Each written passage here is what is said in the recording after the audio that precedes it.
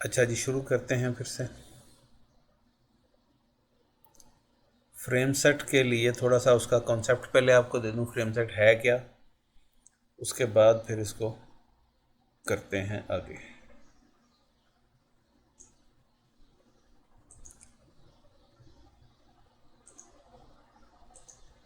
ये सपोज़ ये हमारा एक पेज है, बल्कि पेज ही ले लेते हैं यहाँ से। प्लीज आज थोड़ा सा कैपिटल इसको बोल्ड करके बनाए ताकि इजीली मैं देख सकूं, क्योंकि आज फोन पे हूँ। नहीं, अभी आपको सिर्फ फ्रेम सेट का कॉन्सेप्ट देने लगा हूँ।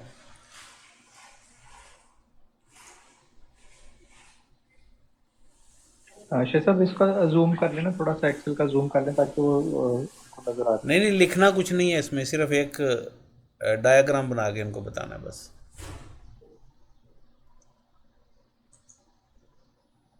अच्छा, ये एरिया जिसको मैंने आउटलाइन लगाई, आप समझें ये आपका वेब पेज है। वेब पेज में आपने देखा है कि रहे। जी,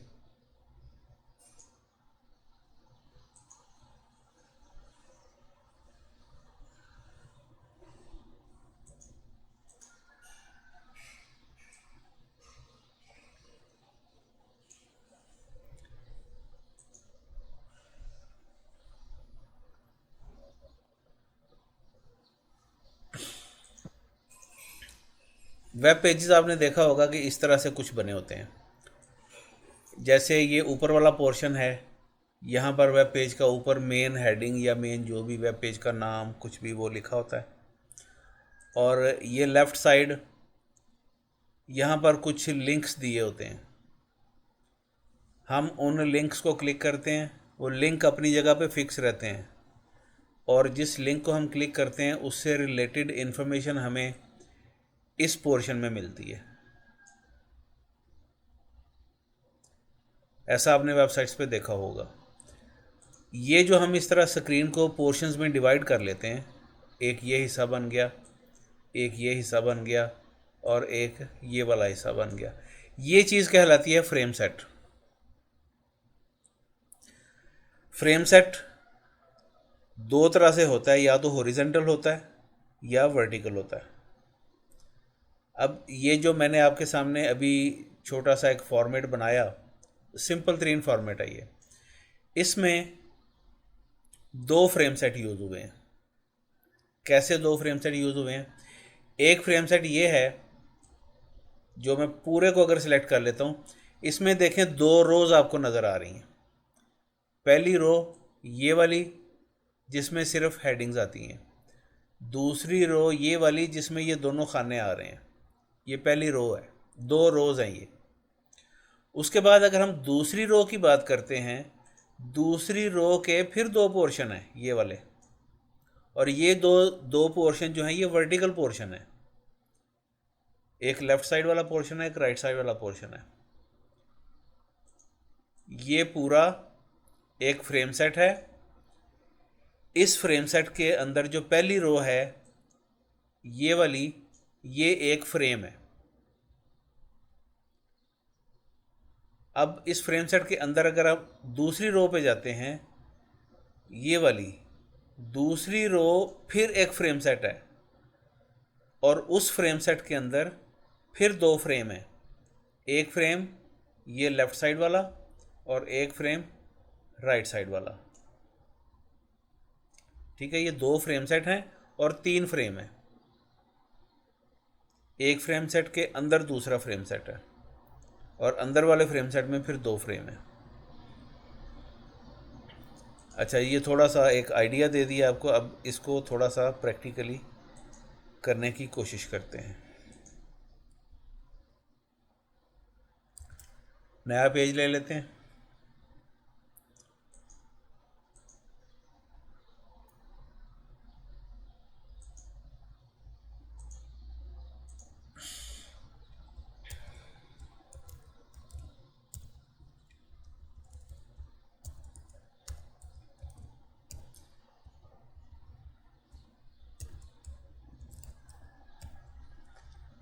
इसका एक और तरीका भी आप कर सकते हैं कि ये जो टैग्स इसमें आने ही आने हैं उनको आप एक दफ़ा राइट करके सेव कर छोड़ें, वहाँ से कॉपी किया यहाँ पेस्ट कर लिया बस।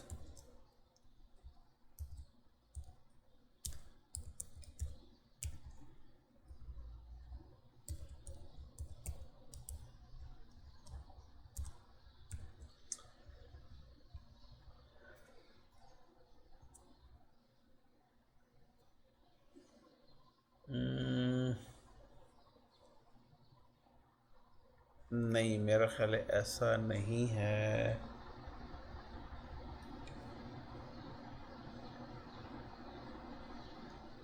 थोड़ा सा मैं चेक कर लूँ।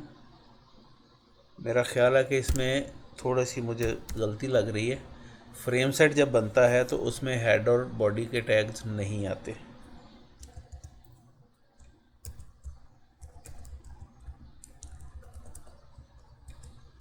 फ्रेम सेट रोज़।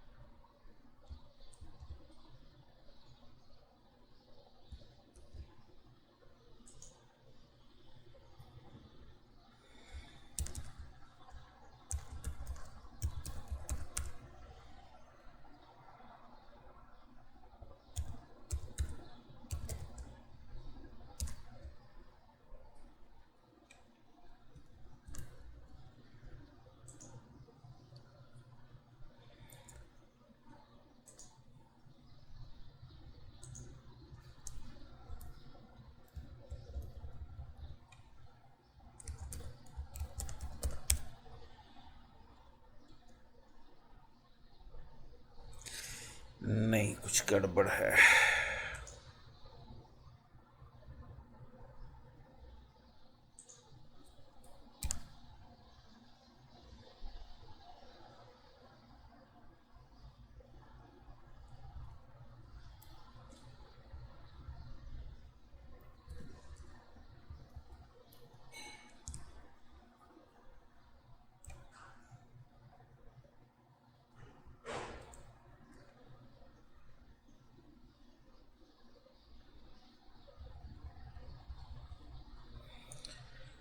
एक मिनट, मैं थोड़ा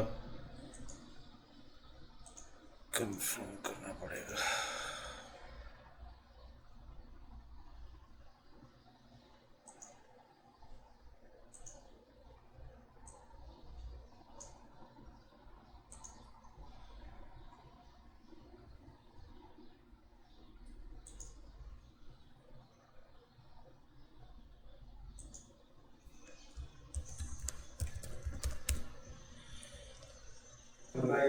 मतलब जहाँ आपने रोज दिखा है वहाँ पे मेरे ख्याल में कॉलम आना है।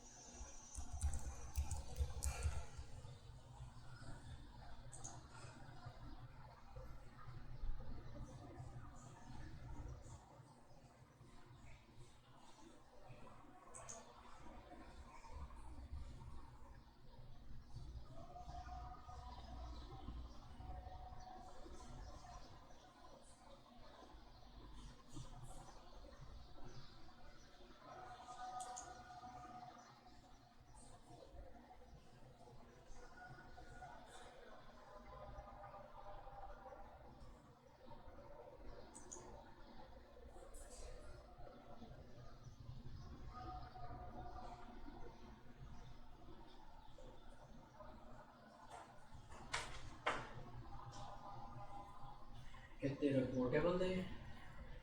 हाँ,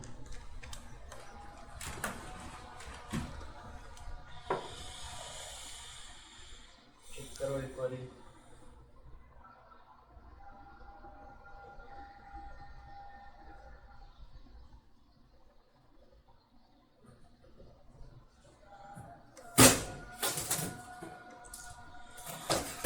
इसको ना थोड़ा सा मुझे चेक करना पड़ेगा।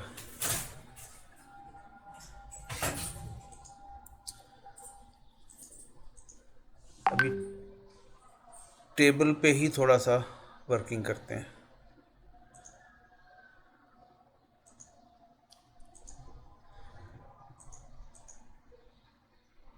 जैसे मैंने एक्सेल में आपको बताया ये चीज़, अगर आप इसको थोड़ा देखें तो ये टेबल भी एक तरह से बने हुए हैं ये, लेकिन टेबल में और उसमें फ़र्क ये होगा कि टेबल में जब आप कोई चीज़ बनाते हैं तो उसमें अगर लिंक्स लगाएंगे तो वो उसी के अंदर वो पेज ओपन हो जाएगा, यानी वो अलहदा पोर्शन में इस तरह नहीं कर सकते कि यहाँ पे हमने टेबल में लिंक रखे हुए हैं तो किसी लिंक को क्लिक करेंगे तो टेबल के इस हिस्से में वो ओपन हो जाएगा। टेबल में ऐसा नहीं होता, ऐसा फ्रेम सेट में होता है। तो टेबल्स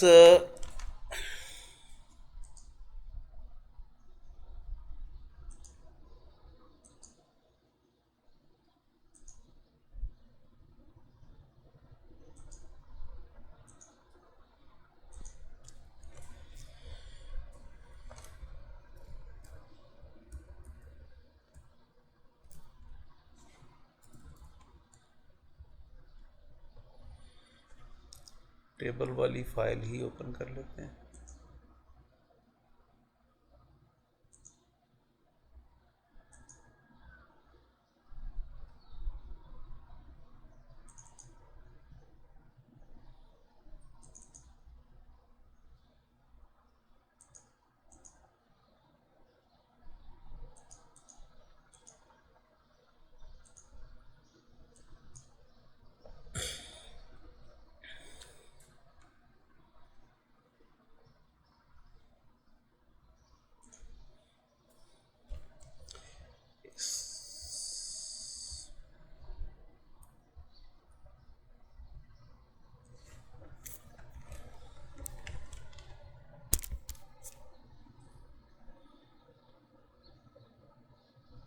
या मैं एक फॉर्म बनाना आज आपको बता देता हूँ। फॉर्म बनाना उसको मैं फ्रेम सेट को बाद में देख लूँगा, फॉर्म का आपको बनाना बता देता हूँ। उसमें टेबल भी यूज़ होगा और फॉर्म भी बनेगा। जैसे आप किसी वेबसाइट पे जाकर रजिस्ट्रेशन करते हैं तो वहाँ क्या होता है, यहाँ लिखा होता है first name, last name, email address वगैरह वगैरह, फ़ोन नंबर, और इसके आगे यहाँ खाना बना होता है जिसके अंदर यूज़र ने इन्फॉर्मेशन फिल करनी होती है।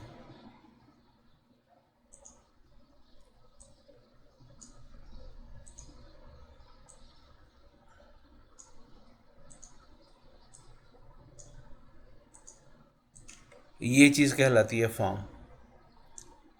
और ये पोर्शन जिसके अंदर आप टाइप करते हैं इसको कहा जाता है टेक्स्ट बॉक्स। आगे फॉर्म मैं बनाता हूँ, उसमें फिर आपको बताता हूँ।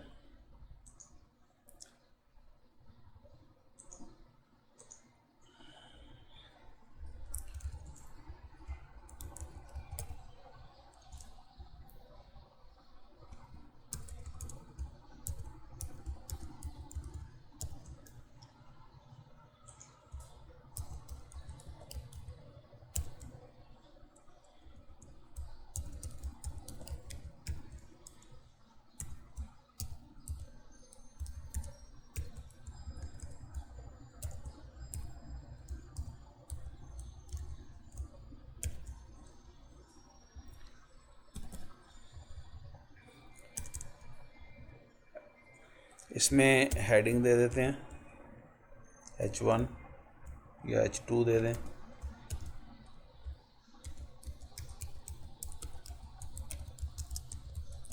Registration form /H2।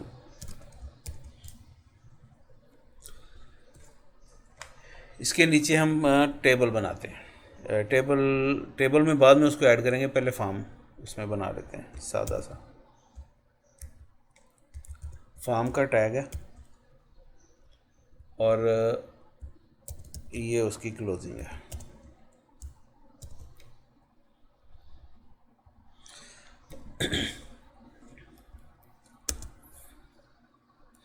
फॉर्म का कोई नाम रख लें।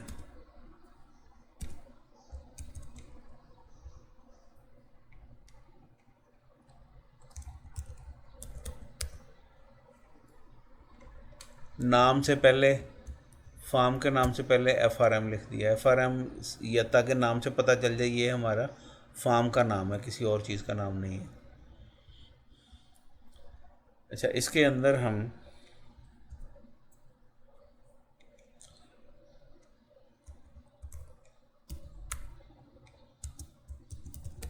फर्स्ट नेम, ये एज इट इज़ आ जाएगा। अब फर्स्ट नेम के आगे वो बॉक्स बना हुआ आना चाहिए। बॉक्स के लिए टैग है इनपुट का, हमने यूज़र से इनपुट लेनी है, तो इनपुट का टैग है। आगे उसके एट्रीब्यूट्स हैं। टाइप इज़ इक्वल टू, किस चीज़ की इनपुट लेनी है आपने, हमें टेक्स्ट की इनपुट लेनी है। Type is equal to text. इसका भी नेम रख लें, जो टेक्स्ट बॉक्स बनेगा उसका नाम रख लें। उसके नाम से पहले TXT लगाया जाता है। TXT फर्स्ट, यानी फर्स्ट नेम इसके अंदर आएगा। ये आ गया।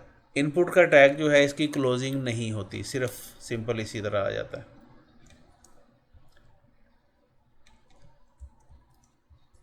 ऐसे ही इसको कॉपी पेस्ट कर लेते हैं।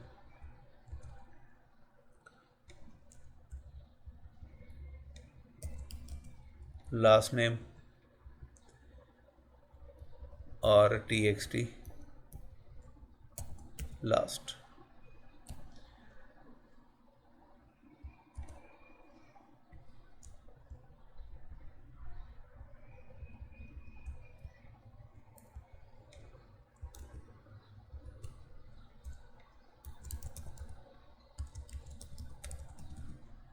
ईमेल एड्रेस,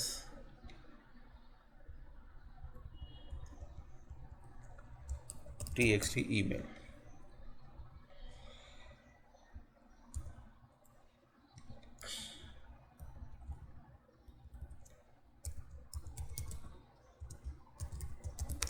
फ़ोन नंबर,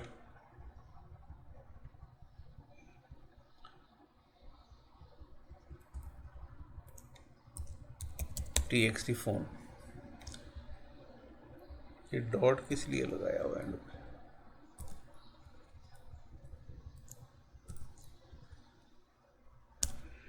अच्छा, इसको करते हैं सेव।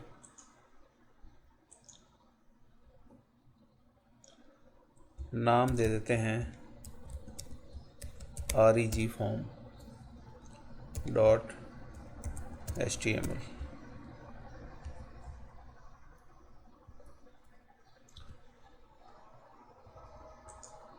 सेव कर दिया। अब इसको यहाँ ओपन करके देखते हैं।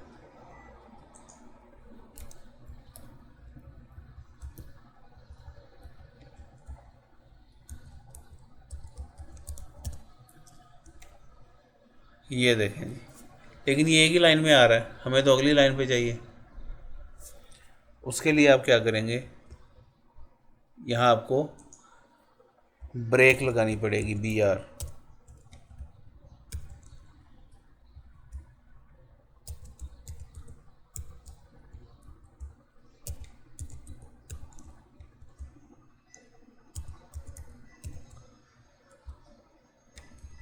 सेव किया, वापस यहाँ आए, रिफ्रेश, ये आ गया। अब यहाँ पे इसकी कोई शेप इतनी अच्छी लग नहीं रही, यहाँ पे देखें, आप टाइप कर सकते हैं।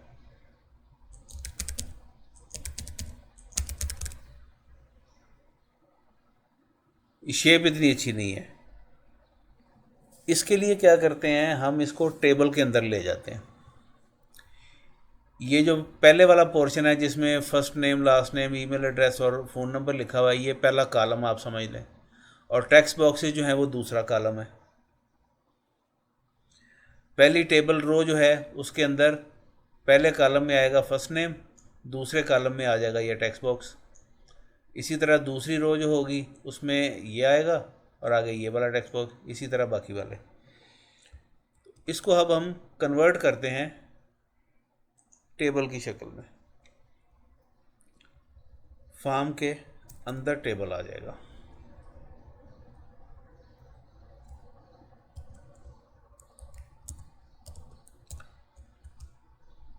टेबल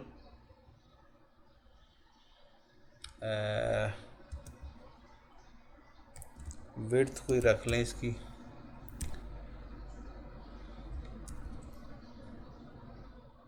40%, 50%, 40% कर लें। आगे बाकी कलर शलर वो सारी चीज़ें आप जैसे यूज़ करते हैं वैसे ही आप ख़ुद उसको चेंज कर लें, और बाद में इसको टेबल के टैग को क्लोज़ कर देना। टेबल के अंदर सबसे पहले TR का टैग आएगा, टेबल की रो स्टार्ट होगी। टेबल की रो के अंदर सबसे पहली चीज़ टेबल। अब यहाँ पर ऐसा टेबल है कि इसमें हमारे पास हेडिंग कोई नहीं है, हेडिंग के बगैर है ये टेबल। तो हम हेडिंग की बजाय डायरेक्ट उसको टेबल डिटेल से ही स्टार्ट करेंगे। टेबल डिटेल, टेबल डिटेल क्या है, पहले लिखना है फर्स्ट नेम, बल्कि इसको नीचे से कट पेस्ट कर लेते हैं। ये फर्स्ट नेम है, इसको यहाँ से कट करें और यहाँ पेस्ट कर दें, और ये /TD, ये पहला कॉलम आ गया। दूसरा कॉलम TD, दूसरे कॉलम में आप ये वाला इनबॉक्स रख लें, इनपुट का बॉक्स जो बनाया है ये रख देंगे। इसको कट किया, इसके अंदर रखा और एंड पे TD को क्लोज़ कर दिया। ये फिर BR की ज़रूरत नहीं रहेगी, ख़त्म हो जाएगी। और यहाँ पर टेबल की रो भी कंप्लीट हो गई, पहली रो।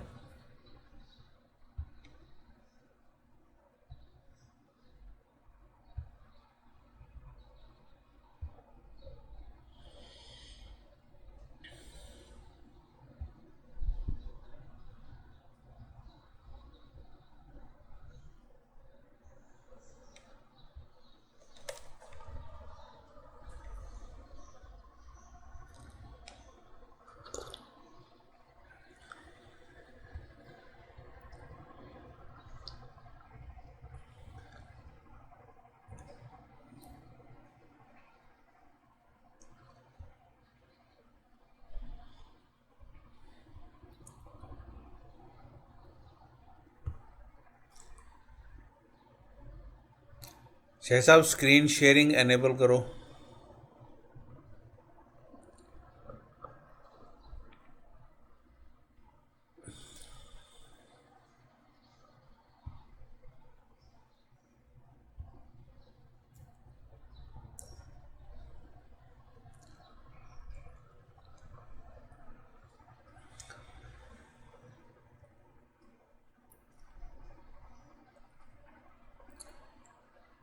शाह जवेद साहब स्क्रीन शेयरिंग एनेबल कर दें।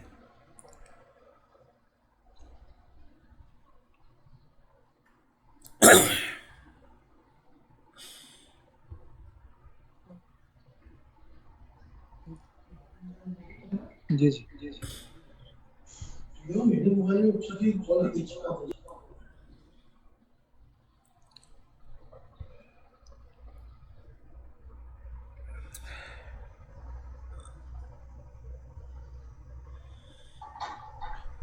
जी शायद सब कंटिन्यू कीजिए, अब आप जी जी। स्क्रीन शेयर कर सकते हैं।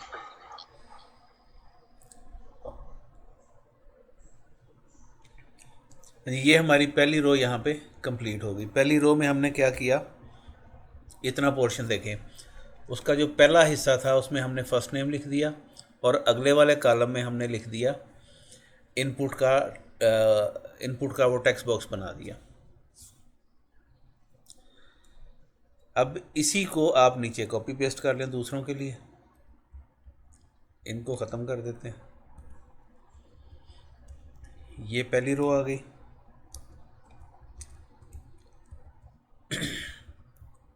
दूसरी रो में आ जाएगा last name, input type last. दूसरी रो हो गई। तीसरी रो में हमने दिया था ईमेल एड्रेस।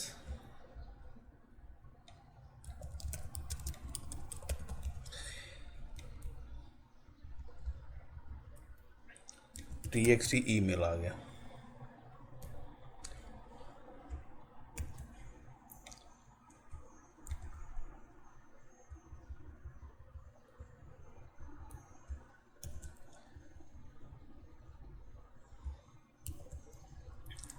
अब ये लास्ट वाला है, इसमें क्या आएगा, फ़ोन नंबर।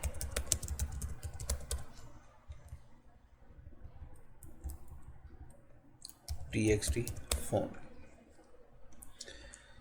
सेव किया।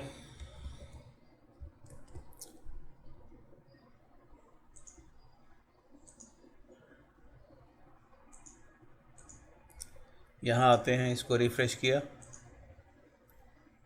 लें जी, अब आपको एक प्रॉपर शेप में आपको नज़र आ रहा है। अगर इनका फ़ॉन्ट वगैरह आप चेंज करना चाहते हैं तो उसके लिए भी आप वो जो पहले आपको बताया था फ़ॉन्ट का टैग बताया कि नहीं बताया, फ़ॉन्ट का टैग इसके लिए यूज़ कर सकते हैं।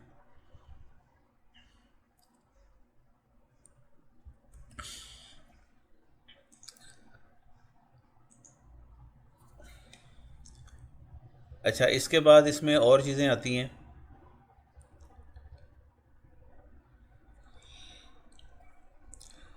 और चीज़ें क्या आएंगी,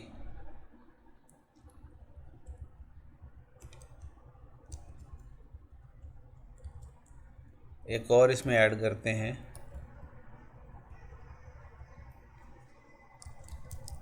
जेंडर। जेंडर के अंदर हम थोड़ा सा चेंज करते हैं। बजाय इसके कि हम टाइप करें, वहाँ पे ऑप्शन होनी चाहिए सेलेक्ट करने की, कि हम सेलेक्ट कर सकें। Input type is equal to radio. अभी आप देखेंगे रेडियो क्या होता है। तो असल में ये रेडियो बटन जो होता है, इसको ऑप्शन बटन भी कहते हैं। इसके लिए यहाँ नाम के साथ OPT यूज़ करते हैं। OPT option button, OPT gender. लेकिन इससे पहले हमें इसके साथ कुछ लिखना भी है। पहले नहीं, बाद में लिखना है। ऑप्शन बटन आए और उसके साथ लिखा हुआ आ जाए मेल।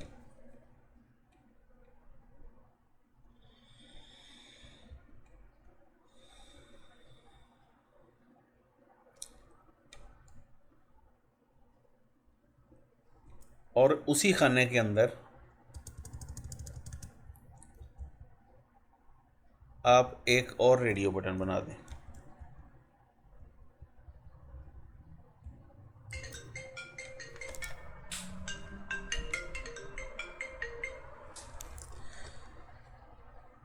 इसमें दे दें फीमेल।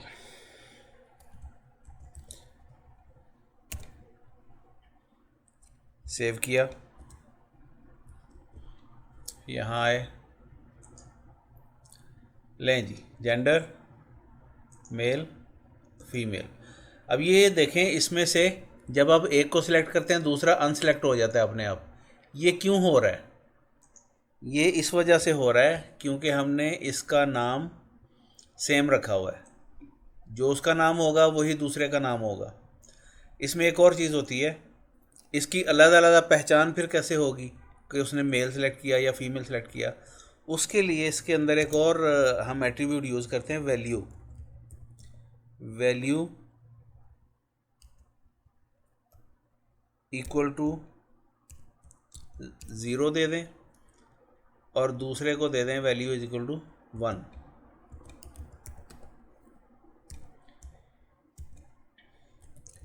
इसी तरह ग्रुप के अंदर ये रेडियो बटन जो हैं ये ज़्यादा भी हो सकते हैं। जैसे सपोज़ आपने एक कोर्स की सिलेक्शन के लिए आपने कहा हुआ है, तो आपने 5 6 7 कोर्सेज़ हैं, तो सारे कोर्सेज़ को आपने इस तरह से लिस्ट कर दिया रेडियो बटन की सूरत में। लेकिन कोई भी स्टूडेंट उनमें से एक वक्त में एक ही सिलेक्ट कर पाए, तो उसके लिए आपने क्या करना है, सबका नाम सेम रख देना है और सबकी वैल्यूज़ डिफरेंट दे देनी है, 1 2 3 4 5 6 इस तरह से। वो सारी नाम वही रहेगा और उसकी वैल्यू से उसकी पहचान होगी कि यूज़र ने कौन सी ऑप्शन सेलेक्ट की है।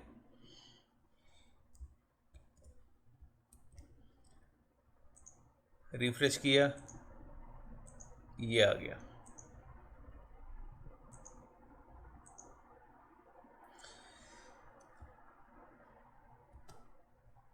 सपोज मैं इसको फिल करता हूँ,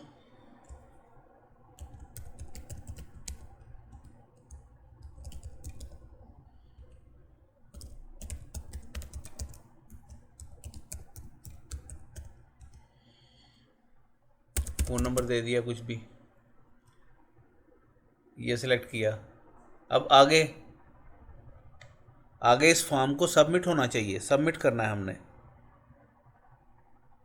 सबमिट कैसे होगा, उसके लिए यहाँ नीचे बटन बना होता है। अब वो बटन हमने बनाना है। बटन किस तरह बनाएंगे, जैसे ये बनाया इसी तरह बनाएंगे। टेबल रो को स्टार्ट करेंगे,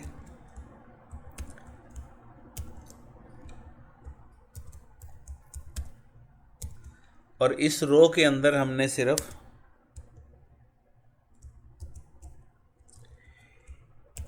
एक ही खाना बनाना है।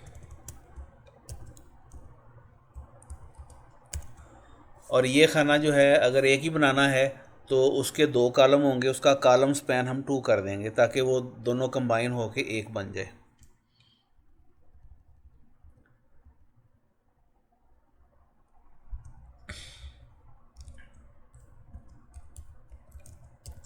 Column span equal to 2।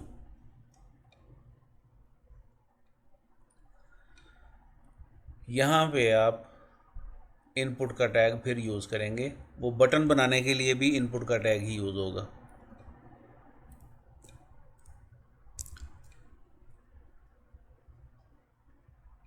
उसमें आपने क्या लिखना है, टाइप उसकी चेंज होगी बस, type is equal to submit, submit का बटन। या ऐसा करते हैं, इसको कॉलम स्पैन को ख़त्म कर देते हैं, इसको 2 खानों में ही रहने देते हैं। उसका बताता हूँ आपको 2 खानों में क्यों रहने देना है इसको। अच्छा, इसको सेव किया, यहाँ आए, रिफ्रेश। अच्छा, ये वैल्यू इज इक्वल टू 1 लिखा हुआ था, ठीक है। इस वैल्यू वाले हिस्से को ख़त्म कर दें और इसका नाम रख दें CMD सबमिट। CMD का मतलब कमांड बटन, कमांड बटन इसको बोलते हैं। CMD सबमिट और वैल्यू इसकी ख़त्म कर दें।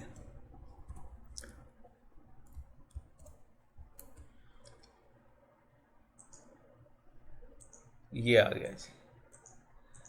अगर ये चाहते हैं कि सबमिट की जगह कुछ और लिखा हुआ आना चाहिए, सबमिट दिस फॉर्म या click here to submit button या कुछ भी लिखना है, तो उसके लिए आप वही वैल्यू वाली ऑप्शन यूज़ करेंगे। वैल्यू इज इक्वल टू, यहाँ वैल्यू में जो भी आप देंगे ना बटन के ऊपर वही टेक्स्ट लिखा हुआ आएगा।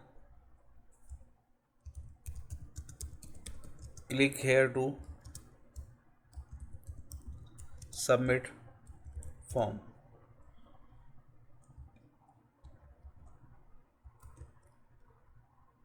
रिफ्रेश किया, ये आ गया। अब सबमिट हुआ नहीं, वो बात की कहानी है, एक और कहानी है आगे। अच्छा, अब दूसरा एक और बटन इसमें आता है। इसी पूरी लाइन को मैं कॉपी करता हूँ और यहाँ पे कर देता हूँ पेस्ट।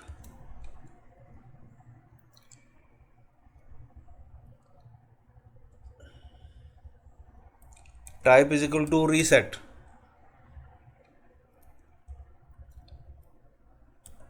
CMD reset.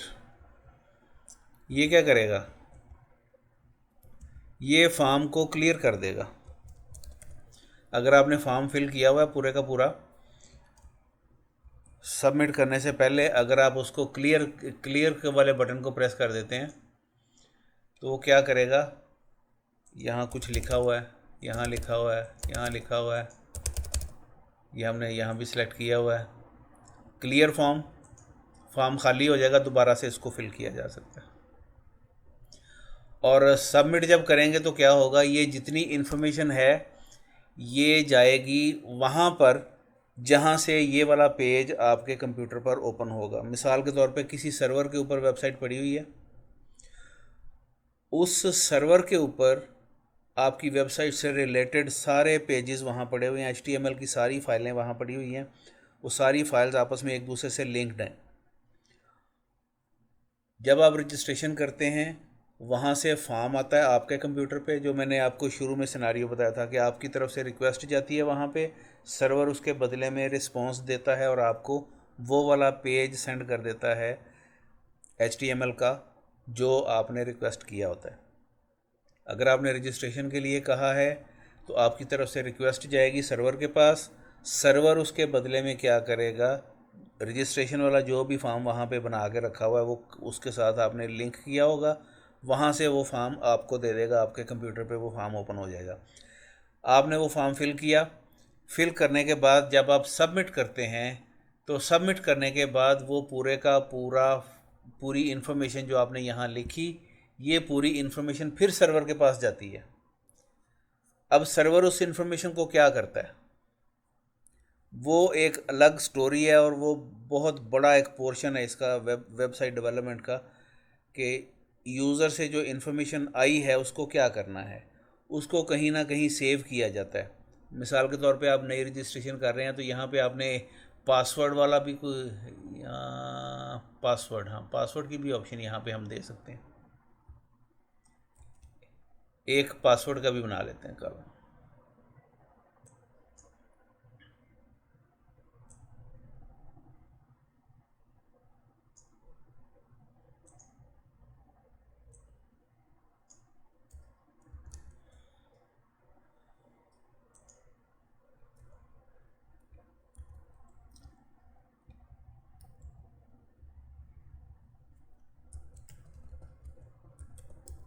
पासवर्ड, इसमें जो इनपुट की टाइप होगी वो टाइप ही आप पासवर्ड देंगे। Type is equal to password. ये भी टेक्स्ट बॉक्स ही होगा, लेकिन इसका आप TXT पासवर्ड रख लें या PW रख लें, जो भी आपको सूटेबल लगे।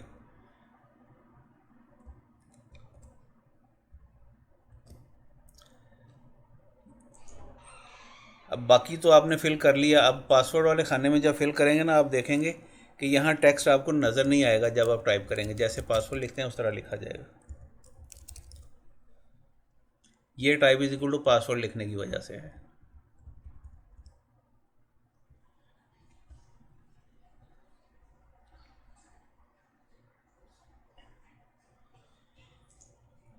अब जो इन्फॉर्मेशन जब वहाँ पहुँच जाती है सर्वर के ऊपर, तो सर्वर उस इन्फॉर्मेशन को पहले तो वैलिडेट करता है, बल्कि सर्वर पे जाने से पहले यहाँ आपके अपने कंप्यूटर के ऊपर ये वैलिडेट होती है सबसे पहले। मिसाल के तौर पे यहाँ पर जब आप इंफॉर्मेशन फिल कर रहे हैं तो फिल करने के दौरान आपने ईमेल एड्रेस में ऐसे टेक्स्ट लिख दिया, आपको पता है कि ईमेल एड्रेस जो भी होता है उसमें @ का सिंबल आता है, और ये लाजमी होता है, ये लाजमी पोर्शन है हर ईमेल एड्रेस का, @ हर एक में आता है।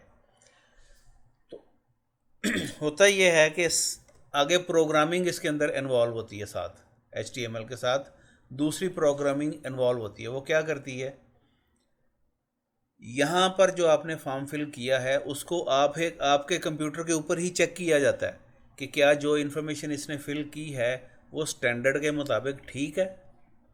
जब आप सबमिट का बटन प्रेस करते हैं तो सबसे पहले उसकी वो वैलिडेशन वाली जो होती है वो रन होती है। उसको एक प्रोग्रामिंग में चेक किया होता है कि किस टेक्स्ट बॉक्स में क्या वैल्यू आ रही है। ये नेम जो हमने दिए ना इसी मकसद के लिए दिए हैं कि हम इस टेक्स्ट बॉक्स में जो वैल्यू आए, जो भी टाइप करे यूज़र, उस चीज़ को हम चेक कर सकें कि क्या उसने ठीक टाइप किया या उसमें कोई गलती है। उसको चेक करने के लिए हमने ये नाम दिए हैं। अलग अलग नाम रखने का मकसद ये है ताकि हम हर एक को अलग अलग से चेक कर सकें। हर एक का अलग अलग स्टैंडर्ड होगा चेक करने का। जैसे ईमेल एड्रेस का ये स्टैंडर्ड है कि इसमें @ का सिंबल आना चाहिए और डॉट आना चाहिए। अगर डॉट और @ का सिंबल नहीं आता तो इसका मतलब वो ईमेल एड्रेस वैलिड नहीं है। इसी तरह फ़ोन नंबर में भी आप कोई स्टैंडर्ड अगर बना लेते हैं तो उसके मुताबिक कर सकते हैं। ये वैल्यूज़ यहीं पर चेक होंगी और उसके लिए मुख्तलिफ़ लैंग्वेजेस यूज़ होती हैं। ज़्यादातर जो यूज़ किया जाता है वो जावास्क्रिप्ट को यूज़ किया जाता है, और जावास्क्रिप्ट जो है वो अलग से एक लैंग्वेज है, वो बड़ा लंबा चौड़ा काम है। मैं आपको उस तरफ ज़्यादा नहीं लेकर जाऊंगा। अगर उसकी तरफ चले गए ना तो मेरा ख्याल है 6 महीने में जावास्क्रिप्ट ही पूरा होगा। लेकिन उसका एक आइडिया आपको ज़रूर दे देंगे कि आप थोड़ा बहुत उसमें अगर कोई इंटरेस्टेड हैं उसमें तो आप उसमें आगे से वर्किंग कर सकते हैं। थोड़ा बहुत ऑनलाइन ट्यूटोरियल हर चीज़ के पड़े हुए आपको मिल जाएंगे।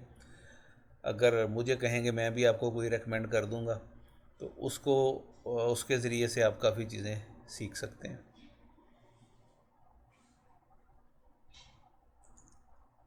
हाँ जी, यहाँ तक कोई क्वेश्चन किसी का?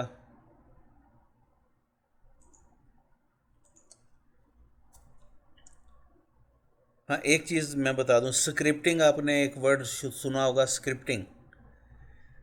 एक होती है क्लाइंट साइड स्क्रिप्टिंग, एक होती है सर्वर साइड स्क्रिप्टिंग।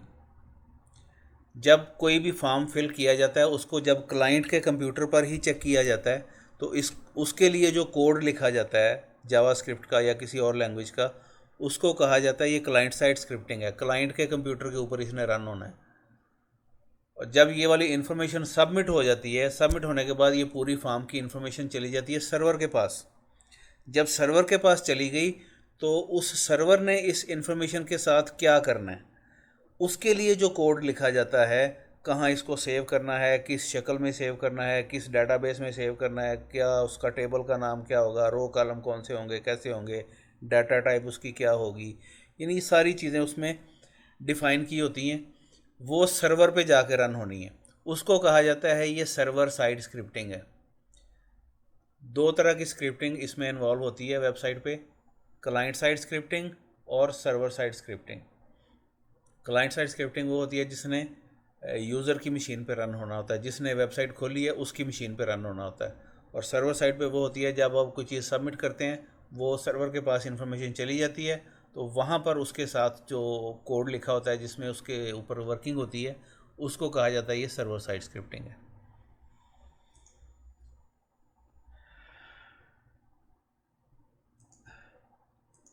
हाँ जी, now questions. Sir mean to say कि जो सर्वर है उसके पास जो है वो ऑथराइजेशन है और जो क्लाइंट है उसके पास नहीं है, ये चीज है। सर्वर जो, सपोज़ आपने एक वेबसाइट बनाई, मैं एक छोटी सी एग्जांपल देता हूँ। जैसे आपकी यही क्लास ही है, हमने एक वेबसाइट तो बनाई हुई है लेकिन उसमें हमने अभी रजिस्ट्रेशन वाला पोर्शन और बाकी चीज़ें, वो अभी सारी चीज़ें इनेबल नहीं की हैं। उसमें हम एक फॉर्म बना के रख देते हैं। ये क्लास जो हमने वेबसाइट आपने देखी ना nil2skill.com, उसमें हम एक फॉर्म बना के रख देते हैं कि हमारे जितने भी स्टूडेंट्स हैं, आगे जो भी बैच शुरू होगा, वो अपनी रजिस्ट्रेशन एक तो आप करवाते हैं, फ़ोन करके कॉलेज में फ़ोन किया, वहाँ पे रजिस्ट्रेशन करवा ली, जो कुछ भी है वो कर लिया। दूसरा तरीका हम ये करें, आगे नेक्स्ट इंशाल्लाह हम करेंगे कि उस वेबसाइट के ऊपर हम एक रजिस्ट्रेशन फॉर्म बना के रख देंगे। जो भी स्टूडेंट विलिंग हैं कोर्सेज में एडमिशन के लिए, उस रजिस्ट्रेशन फॉर्म को वो फिल करेंगे, उनकी पूरी इन्फॉर्मेशन वहाँ पर चली जाएगी जहाँ हमारी वेबसाइट पड़ी हुई है। ठीक है, वहाँ हमारे पास चली गई तो वहाँ से हम वो इन्फॉर्मेशन उठाएंगे और डायरेक्ट उस स्टूडेंट से रब्ता करके उससे पूछ लेंगे, हाँ जी आपने रजिस्ट्रेशन करवाई है, हमारी डेट फलां डेट को क्लास शुरू हो रही है, इस डेट तक आप उसकी यानी जो फर्स्ट फ़ी इंस्टॉलमेंट है फ़ीस की वो पे कर दें, तो आगे आपका वो सारा कंटिन्यू हो जाएगा, आपकी कंफर्म हो जाएगी रजिस्ट्रेशन उसके लिए। ये चीज़ है। ये एक मैंने एग्ज़ाम्पल दिया आपको समझाने के लिए ये इस क्लास की। और भी बहुत सारी इस तरह वेबसाइट्स पे आप देखते हैं रजिस्ट्रेशन होती है। आप नया ईमेल आईडी बनाते हैं, उसके लिए भी आपकी इसी तरह फॉर्म फिल करना पड़ता है आपको, उसमें भी सेम यही चीज़ है। अब इस फॉर्म के कुछ और कंपोनेंट्स भी हैं जो मैंने अभी आपको नहीं करवाए। ये कुछ 3-4 आपको करवाए हैं, ज़्यादातर नहीं करवाए। आपने एक टेक्स्ट बॉक्स की है, उसके बाद रेडियो बटन आपको बताया है, पासवर्ड का बताया है, और ये बटन जो सबमिट वाला बटन है रीसेट का, ये बताया। बस इसके अलावा और भी कंपोनेंट्स हैं, जैसे यहाँ पे आपने देखा होगा इस तरह से टेक्स्ट बॉक्स ही बना होता है, लेकिन उसके यहाँ साइड पे एरो आ रहा होता है। जब आप क्लिक करते हैं तो पूरी एक लिस्ट ओपन हो जाती है, आप उस लिस्ट में से कोई एक ऑप्शन सेलेक्ट कर लेते हैं। जैसे यहाँ पे ये जेंडर की बजाय यहाँ मैं एक और चीज़ भी, एक और एंट्री यहाँ पे कर देता हूँ, कोर्स, और उसके आगे उसको ड्रॉप डाउन लिस्ट कहते हैं। मैं क्लिक करता हूँ तो पूरी कोर्सेज की लिस्ट पूरी ओपन हो जाएगी। उसमें से जो भी यूज़र है, एंड यूज़र, वो उन कोर्सेज की लिस्ट में से सिलेक्ट कर लेगा कि ये कोर्स मुझे चाहिए। उसको सिलेक्ट करके फिर जब वो सबमिट करेगा तो जो उसने सिलेक्ट किया है वो इन्फॉर्मेशन सर्वर के पास चली जाएगी।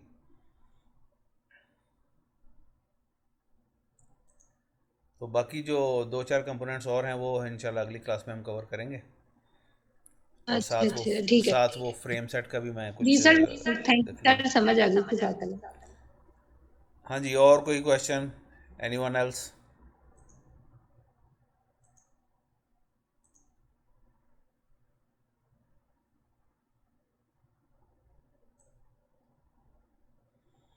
और एक चीज़ आप ज़रूर करें, इसकी प्रैक्टिस ज़रूर किया करें, ये बहुत ज़रूरी है। जब तक आप नहीं करेंगे तो इसका कोई फ़ायदा नहीं आपको मिलेगा।